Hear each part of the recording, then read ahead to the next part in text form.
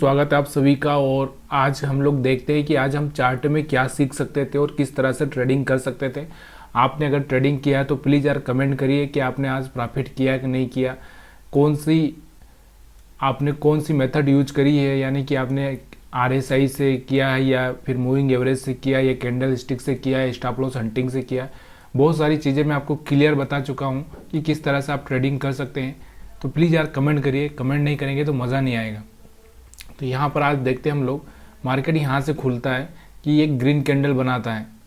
तो यहाँ से आप देखोगे तो देखिए स्टॉप लॉस हंटिंग कब काम करता है, कभी भी अगर मार्केट का डायरेक्शन एकदम चेंज हो जाए तो इस में काम नहीं करता है, क्योंकि यहाँ से इतना गैप अप आ जाता है तो सेलर्स को टारगेट करना बहुत मुश्किल हो जाता है, या फिर मार्केट ऐसे जा रहा है तो बायर्स को टारगेट करना बहुत मुश्किल हो जाता है। स्टॉप लॉस हंटिंग तब काम करता है जब मार्केट ना बिल्कुल ऐसे साइडवेज एक कैंडल ऊपर बनाता है, एक नीचे बनाता है, एक ऊपर एक नीचे, तब जाके काम करता है। तो साइडवेज मार्केट में ज़्यादा काम करता है, और वो भी वन डे की कैंडल पर अगर आप साइडवेज देखोगे तो ऐसा नहीं है कि आप ऐसे ट्रेंड में चल रहा है मार्केट, अभी यहाँ से आप बोलोगे कि यहाँ पे स्टॉप लॉस हंटिंग होगा, तो ऐसा नहीं होता है। तो ये कुछ चीज़ें कंडीशन से रहती है, कंडीशन के हिसाब से ही मार्केट में काम करना पड़ता है। अभी यहाँ पर हम देखेंगे, देखिए अगर हम बात करें यहाँ से, तो जो भी यहाँ से बायर्स आए थे उसके यहाँ से कुछ बायर्स ने यहाँ से कुछ बाई करने की कोशिश की होगी, या फिर कुछ ने यहाँ से बाई करने की कोशिश की होगी। उनको लग रहा होगा कि मार्केट ऊपर जाएगा, और मार्केट ऊपर जाता भी सही। देखिए यहाँ से ये अगर सस्टेन हो जाता, ये टेस्ट जो हुआ था यहाँ से, ये रेड कैंडल का ये टेस्ट पास हो जाता तो यहाँ से मार्केट ऊपर जा सकता था, लेकिन यहाँ से टेस्ट ही नहीं हुआ, टेस्ट पास हुआ ही नहीं। तो यहाँ से मार्केट ना क्या हो गया, पहले ना उसने अट्रैक्ट किया। अब मान लो हम लोग यहाँ से मार्केट को ऊपर भी लेके जा सकते थे, लेकिन यहाँ पर इतने स्टॉप लॉस ये वाले लोग निकलने वाले आसानी से थे नहीं। उसके हिसाब से अगर हम बात करें तो यहाँ पर कोई ऑप्शन ही नहीं था, और मार्केट को स्टॉप लॉस भी चाहिए थे ताकि मार्केट और लोगों को ट्रैप कर पाए। तो यहाँ पर आपको जो दिख रहा होगा, थोड़ा सा मैं कैंडल अच्छा से करता हूँ ताकि आपको बिल्कुल समझ में आए क्लियरली हम जो बातें कर रहे हैं। तो यहाँ से मार्केट ने एक ग्रीन कैंडल बनाया और एक अच्छा कैंडल भी था, इसमें कोई बाई करना है। मतलब देखिए मैंने क्या बोला कि जब भी कोई गेंद आती है ना, तो आपको उस गेंद पर थोड़ा सा खेलना ही है। ऐसा नहीं है, रिस्क मैनेज करके खेलना, ऐसा नहीं है कि आप आउट ही हो जाओ। तो रिस्क मैनेज करके खेलना, आउट का मतलब ये होता है कि आप 2-4 हज़ार, या मतलब जैसा कि आप 10% प्रॉफिट लेते हो डेली में और आप 20% 30% यहाँ पे लॉस ले लो, तो वैसा नहीं होना चाहिए। 10% प्रॉफिट अगर आप रोज़ लेते हो तो आपका 2% 3% यानी कि 5% तक का आपका टारगेट स्टॉप लॉस का होना चाहिए। तो यहाँ से आपने बाई किया, मान लो इस कैंडल को बनने के बाद में आपने बाई किया, तो आपका स्टॉप लॉस तो वैसे यहाँ पे रहेगा। जब ये कैंडल थोड़ा सा ऊपर की साइड में चला जाता है, थोड़ा सा स्टॉप लॉस आप बढ़ा दीजिए, ताकि यहाँ से क्या होगा कि आपका जो भी अगर लॉस होने वाला है तो कम होगा। थोड़ा सा मार्केट को जब भी एक साइड चेंज करता है ना, जैसे मार्केट मान लो ऊपर से नीचे की साइड में आ रहा है, तो इतनी आसानी से चेंज नहीं करता। मैंने आपको बोला था कि मार्केट क्या करता है, फिर रिट्रेस इस तरह से साइडवेज हो जाता है। साइडवेज होने के बाद में फिर वो एक ब्रेकआउट देता है, फिर टेस्ट करता है, फिर ऊपर की साइड में जाता है। इतना ऐसा नहीं है कि एकदम वी आकार में, जैसे यहाँ से आया नीचे और फिर यहाँ से चल दिया। तो ये क्या हुआ, इंट्राडे में है इसलिए चल गया। लेकिन जब ऐसा डेली में ऐसा कोई ट्रेंड होता है, लंबा वाला ट्रेंड होता है, तो वहाँ पर ऐसा नहीं होता है। तो यहाँ से क्या हुआ, आपने यहाँ से बाई भी किया होगा। मैं हमेशा बोलता हूँ कि आपको अच्छा सा एक ग्रीन कैंडल दिखे तो बाई करना है, कोई प्रॉब्लम नहीं है। और उसके बाद में आपको स्टॉप लॉस मैनेज करना है। उसके बाद में आपका यहाँ से स्टॉप लॉस हिट हो गया होगा, फिर यहाँ से एक रेड कैंडल अच्छा सा बना तो आपको सेल करना है। तो आपने यहाँ से सेल किया होगा, तो यहाँ से आपने अच्छा सा डबल प्रॉफिट बनाया होगा। यहाँ से आपका स्टॉप लॉस हिट हुआ था, यहाँ से आपने एक अच्छा सा प्रॉफिट बनाया होगा। उसके बाद मार्केट ने देखिए यहाँ से मार्केट रुका और एक ये हायर हाई ब्रेक किया, और एक अच्छा सा ग्रीन कैंडल भी था, इसको इनगल्फिंग कैंडल हम बोल सकते हैं। तो इसने पिछली वाली जो कैंडल थी ये रेड वाली, इसको इनगल्फ कर लिया था।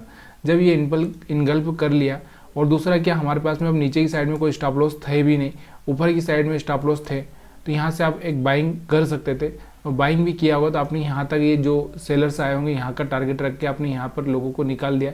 उसके बाद मार्केट आ जाता है 20 मूविंग एवरेज के ऊपर, तो यहाँ से अब ये 20 मूविंग एवरेज को टेस्ट करता है, फिर मार्केट थोड़ा सा ऊपर की साइड में जाता है, और ऊपर की साइड में थोड़ा सा टेस्ट करने के बाद मार्केट वैसे ही जाता है। लेकिन बाद में क्या होता है, ये ऊपर सस्टेन नहीं कर पाता और यहाँ से ब्रेक कर देता है। और यहाँ से आपको दिख रही होगी कि ये जो एक कैंडल बनी है, इस तरह की कैंडल आपको मैंने बता दिया। आप नाम कमेंट करके मेरे को बता सकते हैं कि क्या कौन सी कैंडल है। आप कमेंट करके बताएंगे तो मुझे भी लगेगा कि हाँ आप कुछ समझ में आ रहा होगा, आपको कुछ कैंडल्स आपको समझ में आती है। फिर मैंने यही बोला कि जब भी 20 मूविंग एवरेज के आसपास आ जाए और नीचे की साइड में जब फेल हो जाए और कोई लोअर लो ब्रेक हो जाए तो यहाँ से आप सेल कर सकते हैं। तो यहाँ से आप सेल कर सकते हैं। फिर ऊपर की साइड में गया, फिर यहाँ से एक रेड कैंडल बना, फिर सेल कर सकते हैं। देखिए जो मैं यहाँ पर बता रहा हूँ आपको कि यहाँ से 20 मूविंग एवरेज को बार बार टेस्ट करता है और फेल होता है। देखिए यहाँ से फेल हुआ तो सेल कर सकते हैं, यहाँ से फेल हुआ तो सेल कर सकते हैं। अब इसमें क्या होता है ना, थोड़ा सा ही रिस्क रहता है, क्योंकि जब मार्केट का ट्रेंड है, जैसे मान लो कि यहाँ पर कोई नदी है, अगर ये नदी की डायरेक्शन में हम तैरते हैं, जैसे मान लो नदी इस तरह से बहते हुए यूँ जा रही है, अगर हम इसकी डायरेक्शन में ही तैरते हैं तो हमको कम इफर्ट लगाना पड़ता है। कम इफर्ट मतलब बहुत कम मेहनत करनी पड़ती है। लेकिन हम इसके अपोजिट डायरेक्शन में अगर हम ट्रेड करते हैं तो ये अपोजिट अगर हम तैरते हैं तो ये बहुत मुश्किल है कि इसके अपोजिट हम जो जा पाएंगे। तो यहाँ पर क्या होता है, मार्केट में जब कोई डायरेक्शन है तो उसी डायरेक्शन में आप ट्रेड करिए। अगर आप अदरवाइज दूसरी डायरेक्शन में जाओगे, जैसे यहाँ से देखो, यहाँ से क्या चल रहा है, नीचे की साइड में चल रहा है, तो आप नीचे की साइड में ही ट्रेड करिए। 20 मूविंग एवरेज के नीचे आने के बाद में फिर आपको नीचे की साइड में ही ट्रेड करना है। और उसके बाद में अगर हम बात करें यहाँ पर और भी, अगर हम मार्केट का अगर डायरेक्शन समझे, थोड़ा सा 10 मिनट का चार्ट रखिए, लोअर लो लोअर हाई का यहाँ पर अगर आप देखेंगे तो यहाँ से थोड़ा सा 10 मिनट का चार्ट रखिए। 10 मिनट का जब चार्ट रखेंगे तो इसमें क्या होगा, आपको थोड़ा सा एक्चुअल में आपको फेक चीज़ें नहीं मिलेगी। यहाँ से थोड़ा सा मैं इसको छोटा करता हूँ तो यहाँ आपको दिख रहा होगा मार्केट ने यहाँ से ये हाई ब्रेक करने की कोशिश की थी, लेकिन मार्केट यहाँ से हाई ब्रेक नहीं कर पाया और इसी इशू को रेजिस्टेंस बना के फेल हो जाता है। और मार्केट ने यहाँ से एक सपोर्ट लेकर यहाँ से ऊपर चलने की कोशिश की थी और यहाँ तक गया और फिर यहाँ पर सपोर्ट पर ही आकर खड़ा हो गया। तब यहाँ पर हम बात करें लोअर हाई लोअर लो की, अगर हम बात करें, देखिए यहाँ से मार्केट ने एक ब्रेकआउट देने की कोशिश की थी। मैंने बोला था आपको कि मार्केट ब्रेकआउट दे सकता है, लेकिन मार्केट के पास में क्या हो गया, थोड़ा सा स्टॉप लॉस भी होना चाहिए। और दूसरा क्या है, मार्केट ट्रेंड चेंज करने के लिए टाइम लेता ही है, तो उसको चेंज करने के लिए टाइम लगेगा। अब यहाँ से मार्केट ने एक रेंज बना दी है, इस रेंज को मार्केट धीरे धीरे ऊपर की साइड में या नीचे की साइड में पास करेगा। अब यहाँ से देखो, यहाँ से मार्केट ने चेंज किया, यहाँ से सडनली मार्केट ऊपर गया तो हम इसमें कुछ नहीं कर सकते थे। अब यहाँ से लेकिन मार्केट ने क्या किया, मार्केट नीचे आया, ऊपर गया, फिर नीचे आया, फिर ऊपर गया, फिर नीचे आया। तो यहाँ से आपको डायरेक्शन समझ में आ रही होगी, जो कि मैं हमेशा आपको बोलता हूँ, एन, स्मॉल एन और एक कैपिटल एन और डब्ल्यू और एम, ये 4 चीज़ें आपको हमेशा ध्यान देनी है मार्केट में, अगर आपको सही से ट्रेड करना है तो।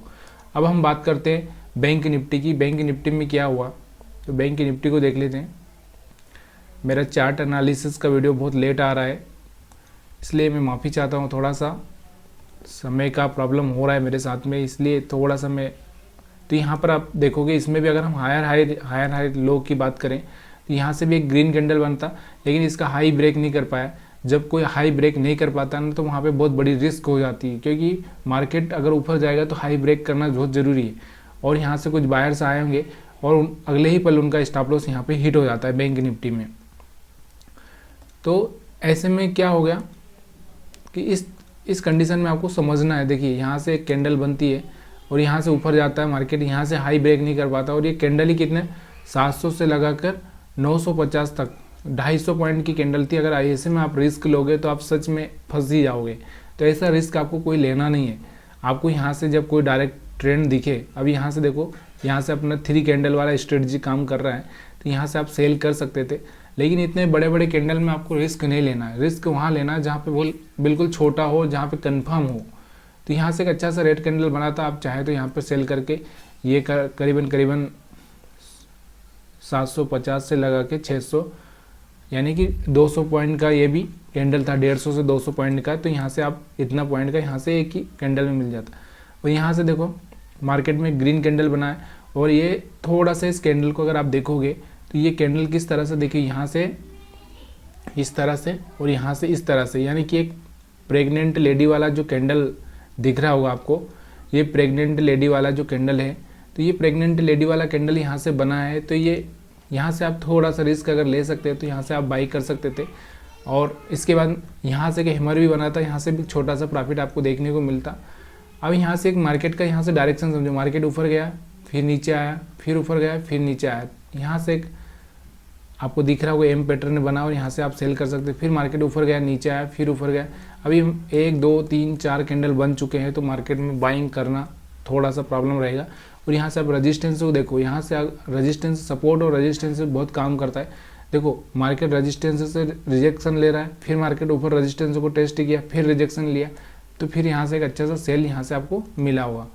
तो यहाँ पर आप देखो कि मार्केट ऊपर गया, रेड कैंडल बनाया, फिर ऊपर गया, फिर रेड कैंडल बनाया, तो यहाँ से मार्केट का डायरेक्शन आपको दिख रहा होगा। तो यहाँ से मार्केट का डायरेक्शन नीचे की साइड में हो रहा है, तो इस तरह से यहाँ से आप ट्रेड कर सकते थे। अब हम ये 10 मिनट पे देख रहे थे, 5 मिनट का चार्ट लगाता हूँ ताकि आपको क्लियरली समझ में आए। ये 10 मिनट का थोड़ा सा चार्ट प्रॉब्लम करता ही है।